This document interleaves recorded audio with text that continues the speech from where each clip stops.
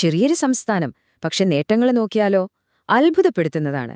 ഏറ്റവും പുതിയ സാമ്പത്തിക റിപ്പോർട്ടൊക്കെ വെച്ച് നോക്കുമ്പോൾ സാമൂഹികമായും സാമ്പത്തികമായും കേരളം എങ്ങനെയാണ് ഇന്ത്യക്ക് തന്നെ ഒരു വഴികാട്ടിയായി മാറുന്നത് നമുക്കൊന്ന് വിശദമായിട്ട് നോക്കാം. അതെ, അപ്പോൾ എന്തായിരിക്കും ഇന്ത്യയിലെ ഏറ്റവും മികച്ച പ്രകടനം കാഴ്ചവെക്കുന്ന ഈ സംസ്ഥാനത്തിന്റെ രഹസ്യം? ശരിക്കും പറഞ്ഞാൽ ഈ ചോദ്യത്തിനുള്ള ഉത്തരം കണ്ടെത്താൻ നമ്മൾ ചില പ്രധാനപ്പെട്ട കണക്കുകളിലേക്കും പിന്നെ അതിനു പിന്നിലുള്ള കഥകളിലേക്കുമൊക്കെ ഒന്ന് ഇറങ്ങിച്ചെല്ലാൻ പോവാണ്. ഈ ഒരു സംഖ്യയിലേക്കൊന്ന് നോക്കിക്കേ, 0.002. എന്താണിതെന്നല്ലേ? ഇത് നീതി ആയോഗിന്റെ മൾട്ടി ഡയമെൻഷണൽ പോവർട്ടി ഇൻഡെക്സിലെ കേരളത്തിന്റെ സ്കോറാണ്.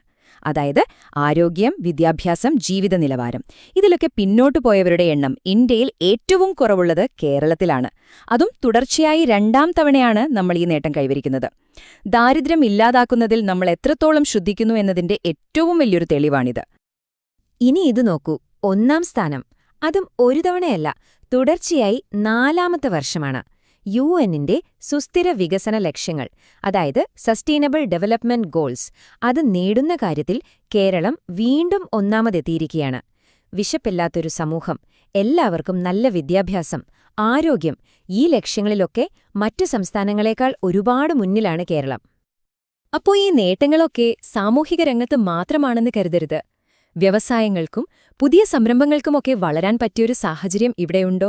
ഉണ്ട് എന്ന് തന്നെയാണ് ഉത്തരം. നോക്കൂ, 2022 state business reforms action plan പ്രകാരം കേരളത്തിന് ടോപ്പ് അച്ചീവർ എന്ന പദവിയാണ് കിട്ടിയിരിക്കുന്നത്. അപ്പോ ബിസിനസ് രംഗത്തും കാര്യങ്ങൾ മെച്ചപ്പെടുന്നുണ്ട്. അപ്പോ ശരി, ഈ വലിയ നേട്ടങ്ങൾക്കൊക്കെ പിന്നിലെ യഥാർത്ഥ ശക്തി എന്താണ്? സംശയമില്ല, അത് കേരളത്തിന്റെ കരുത്തുറ്റ, അനുദിനം വളർന്നുകൊണ്ടിരിക്കുന്ന സമ്പദ്വ്യവസ്ഥ തന്നെയാണ്. നമുക്ക് അതിന്റെ ഘടനയൊന്ന് നോക്കാം. കേരളത്തിന്റെ സാമ്പത്തിക ശക്തിയുടെ ഉറവിടം എവിടെയാണെന്ന് ഈ ചാർട്ട് ഒറ്റ നോട്ടത്തിൽ നമുക്ക് പറഞ്ഞുതരും. നോക്കൂ, സമ്പദ്വ്യവസ്ഥയുടെ ഒരു സിംഹഭാഗവും, അതായത് ഏകദേശം 64% വരുന്നത് സേവന മേഖലയിൽ നിന്നാണ്. ടൂറിസം, IT, ബാങ്കിംഗ് അങ്ങനെയുള്ള മേഖലകൾ. അതും വെറുതെ നിൽക്കുകയല്ല. കഴിഞ്ഞ വർഷം 8.9% എന്ന ഗംഭീര വളർച്ചയാണ് ഈ മേഖല കാണിച്ചത്. ഇനി ആലോഹരി വരുമാനത്തിന്റെ കാര്യം നോക്കാം, അതായത് ഒരു ശരാശരി വ്യക്തിയുടെ വരുമാനം. ഈ 2 സംഖ്യകളും തമ്മിലുള്ള വ്യത്യാസം കണ്ടോ? കേരളത്തിൽ ഇത് 1,76,072 രൂപയാണെങ്കിൽ ഇന്ത്യയുടെ ശരാശരി 1,24,600 രൂപയാണ്. അതായത് ദേശീയ ശരാശരിയേക്കാൾ വളരെ മുകളിലാണ് നമ്മൾ. ഇതിനർത്ഥമെന്താ? ആളുകൾക്ക് കൂടുതൽ വാങ്ങൽ ശേഷിയുണ്ട്, ഉയർന്ന ജീവിത നിലവാരമുണ്ട് എന്നൊക്കെ തന്നെയാണ്. അപ്പോൾ ഇതാണ് കേരള മോഡൽ എന്നു പറയുന്നതിന്റെ അടിത്തറ. സംസ്ഥാനത്തിന്റെ മൊത്തത്തിലുള്ള വളർച്ചാ നിരക്ക് 6.5%. ഈ ശക്തമായ സാമ്പത്തിക വളർച്ചയിൽ നിന്നുള്ള വരുമാനമാണ് സംസ്ഥാനത്തിന്റെ വലിയ സാമൂഹിക ക്ഷേമ പദ്ധതികൾക്കൊക്കെ പണം കണ്ടെത്താൻ സഹായിക്കുന്നത്. ഇങ്ങനെ പണം ശരിയായ രീതിയിൽ ജനങ്ങളിലേക്ക് എത്തുമ്പോഴോ അത് വീണ്ടും നമ്മുടെ സമ്പദ്വ്യവസ്ഥയെ ശക്തിപ്പെടുത്തും. ഇതൊരു തരം വിജയചക്രം പോലെയാണെന്ന് പറയാം. ഓക്കെ, അപ്പൊ നമുക്കിനി കേരള മോഡലിന്റെ ഏറ്റവും പ്രധാനപ്പെട്ട ഭാഗത്തേക്ക്, അതിന്റെ ഹൃദയഭാഗത്തേക്ക് തന്നെ കടക്കാം. അതായത് ഈ സാമ്പത്തിക നേട്ടങ്ങളൊക്കെ ഉപയോഗിച്ച് ജനങ്ങളുടെ ക്ഷേമത്തിലും ജീവിത നിലവാരത്തിലുമൊക്കെ നേരിട്ട് നിക്ഷേപിക്കുക. അതാണ് ഈ മോഡലിന്റെ കാതൽ. ഈ ടേബിൾ ഒന്ന് ശ്രദ്ധിച്ചു നോക്കിക്കേ. സാമൂഹ്യ സുരക്ഷാ പെൻഷന്റെ കാര്യമാണിത്. 2016 34 ലക്ഷം പേർക്ക് മാസം 600 രൂപയായിരുന്നു കിട്ടിയിരുന്നത്. എന്നാൽ ഇന്നോ 50 ലക്ഷത്തിലധികം ആളുകൾക്ക് മാസം 1,600 രൂപയാണ് കിട്ടുന്നത്. പെൻഷൻ വാങ്ങുന്നവരുടെ എണ്ണത്തിലും തുകയിലും എത്ര വലിയ മാറ്റമാണ് വന്നിരിക്കുന്നത്! ഇതിലേറ്റവും പ്രധാനപ്പെട്ടൊരു കാര്യം, ഈ ഗുണഭോക്താക്കളിൽ 63%-ലധികവും സ്ത്രീകളാണ് എന്നതാണ്. അത് ഈ പദ്ധതിയുടെ സാമൂഹിക പ്രതിബദ്ധത എത്രത്തോളമുണ്ടെന്ന് കാണിക്കുന്നു. ഇനി ആരോഗ്യരംഗത്തേക്ക് വരാം. ഈ ചാർട്ട് കണ്ടാൽ മാത്രം മതി കേരളം എവിടെ നിൽക്കുന്നു എന്ന് മനസ്സിലാക്കാൻ. ശിശുമരണനിരക്ക് നോക്കൂ. ഇന്ത്യയുടെ ശരാശരി 1000 കുട്ടികൾക്ക് 28 ആണെങ്കിൽ കേരളത്തിലത് വെറും 6 ആണ്. അതുപോലെ മാതൃമരണനിരക്ക് ദേശീയ ശരാശരി 97, കേരളത്തിലോ വെറും 19.